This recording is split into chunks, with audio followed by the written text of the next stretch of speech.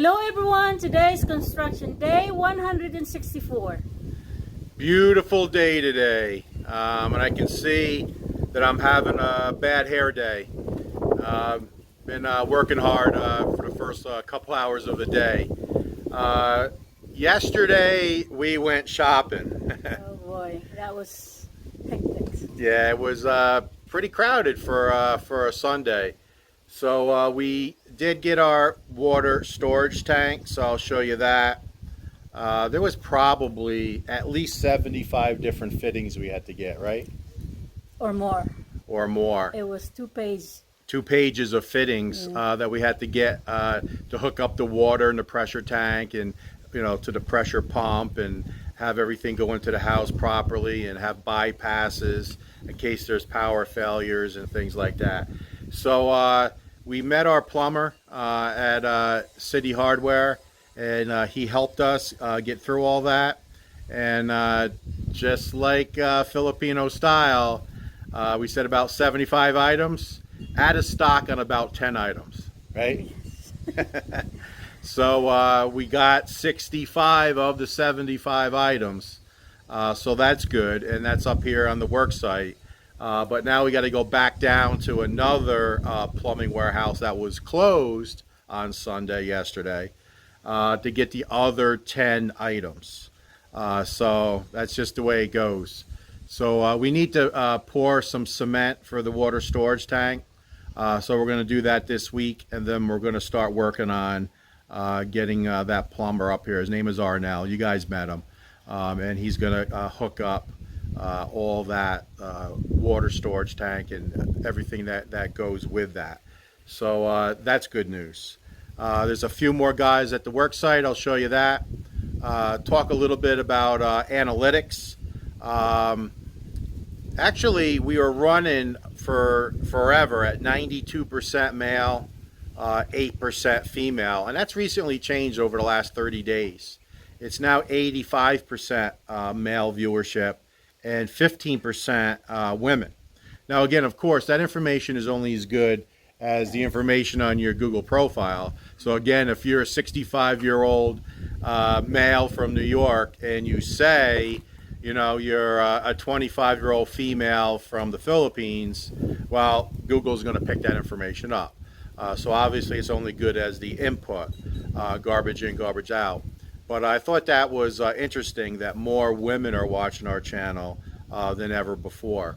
It's still running about 50% of the total viewership from the US, and then the other 50% is broke down from Philippines, Canada, a lot from Canada, a lot from Australia, and then a lot from like Norway, Sweden, Belgium, Germany, Russia, Scotland, Ireland.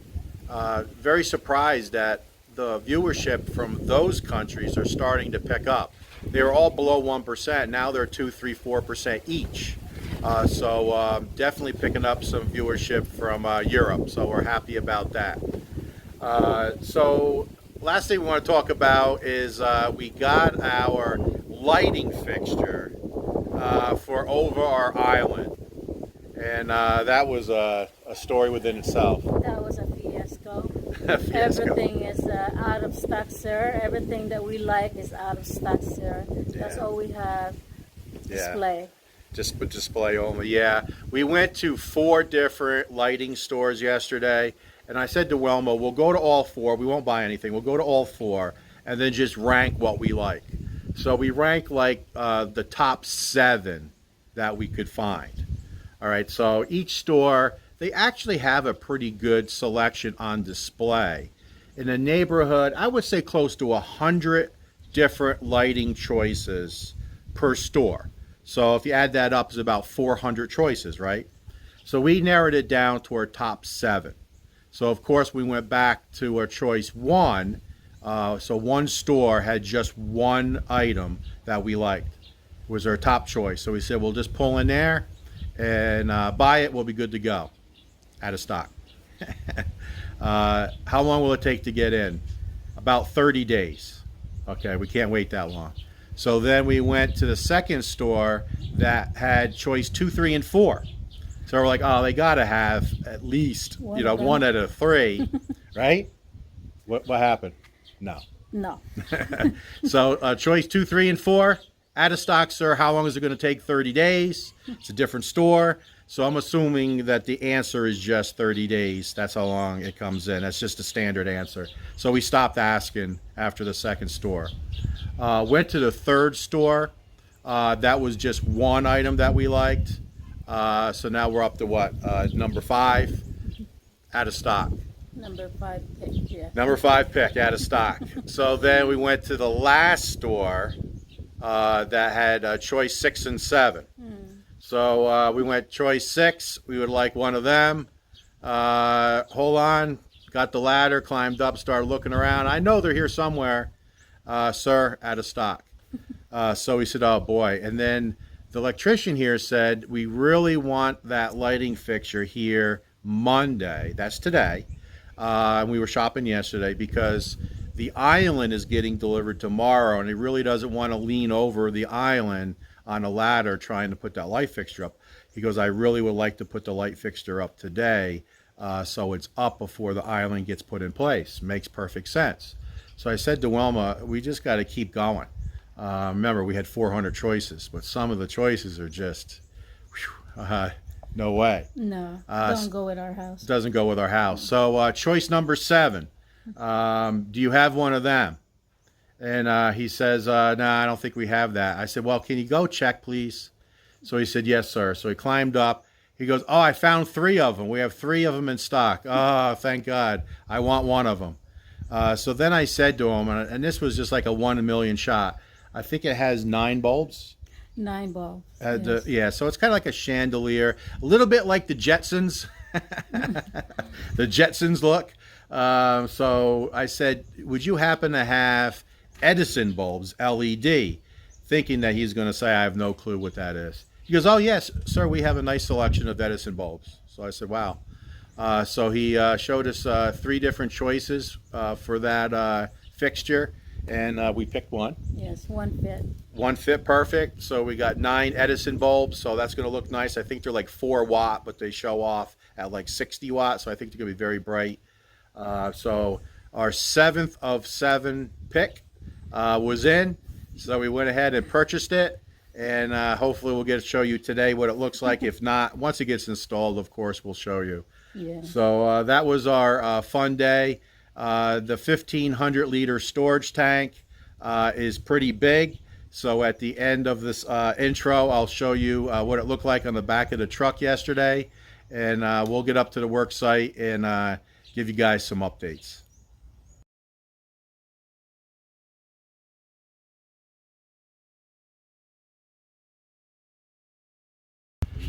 All right, another beautiful day here in Darwin.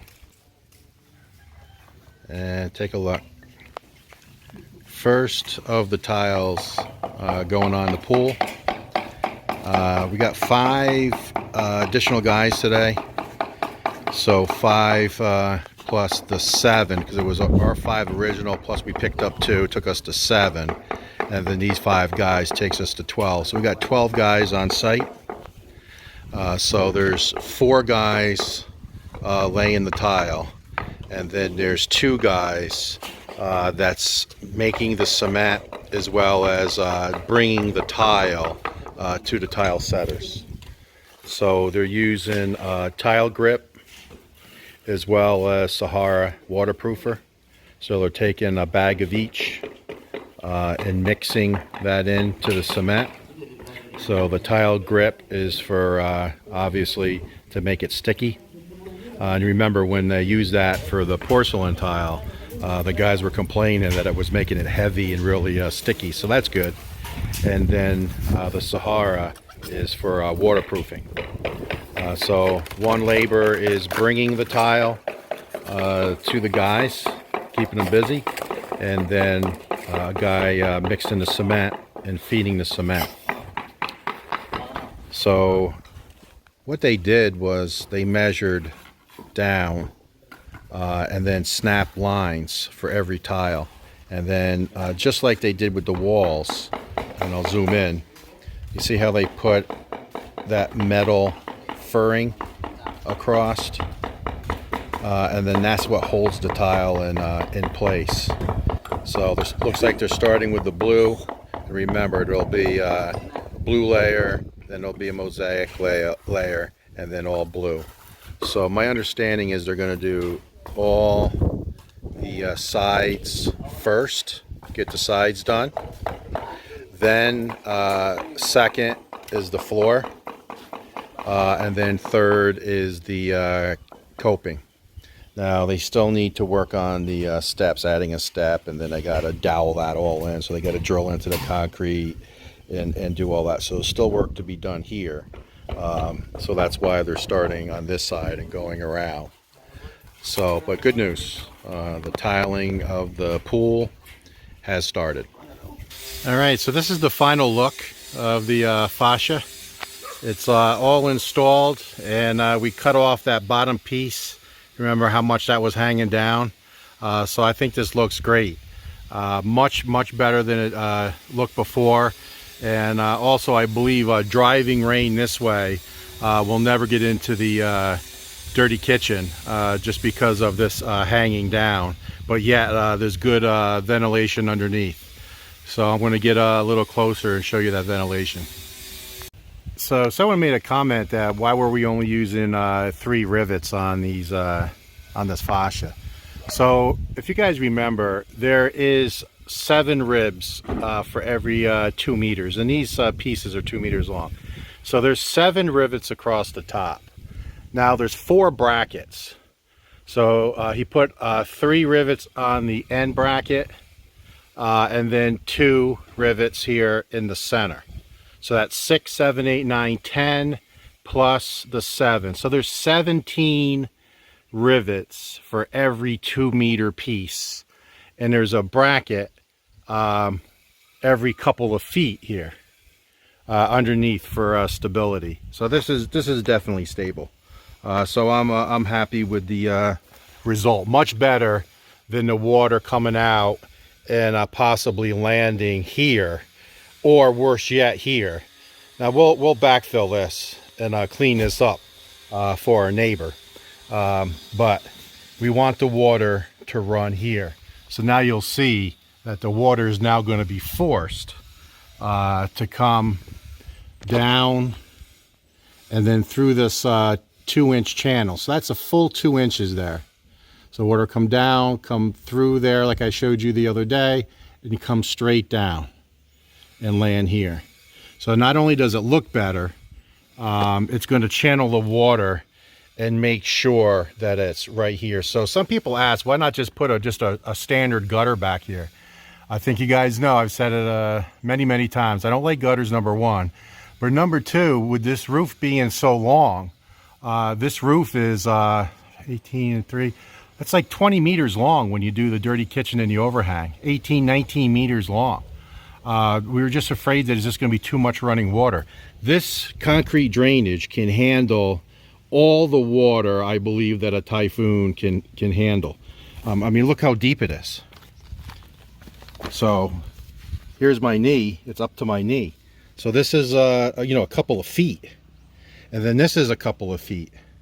So this can handle, once we get the concrete poured here, this is going to be able to handle a lot of water channeling down from there. So that's the reason why. And you can see also up here that it's was all painted black. It had that first primer coat, but we did find enough paint and get a good coat of black on that as well. So we're calling this complete, and the only thing left here is the about 3 inches thick. We're putting Sahara in the concrete as well, because this has Sahara in it. Then we'll call this project complete, and then we'll get Janelle back up to the main lot for the other projects.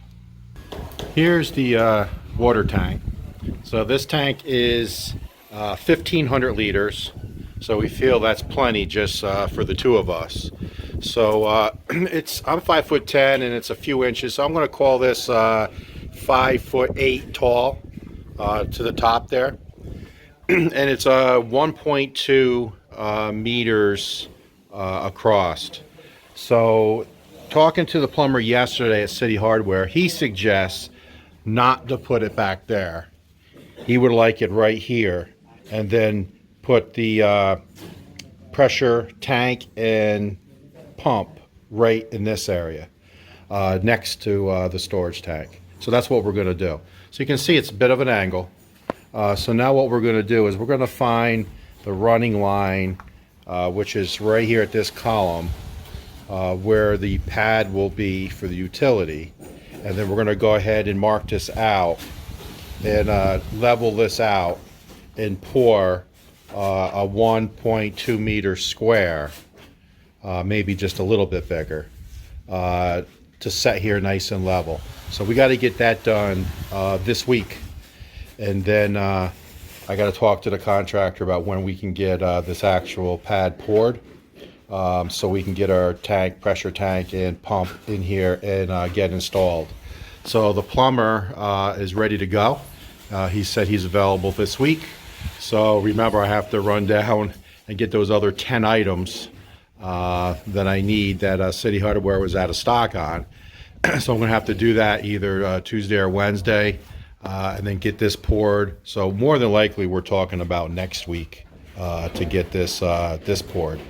But this needs to get done as soon as possible. All right, so the guys are going to town on the 2-meter overhang. So this is the vent, the measurements that they needed to wait for on Saturday. So they got the measurements, and that's how big the vent will be for airflow to go up and create some airflow up there in the attic area. So team number 1 is working on the spare side bedroom overhangs. All right, so here in the carport, they have the cement board up. You can see the conduits for the 2 LED lights to illuminate the carport. And it looks like they got the skim coat on. And now the second team is working the master side 2-meter overhang.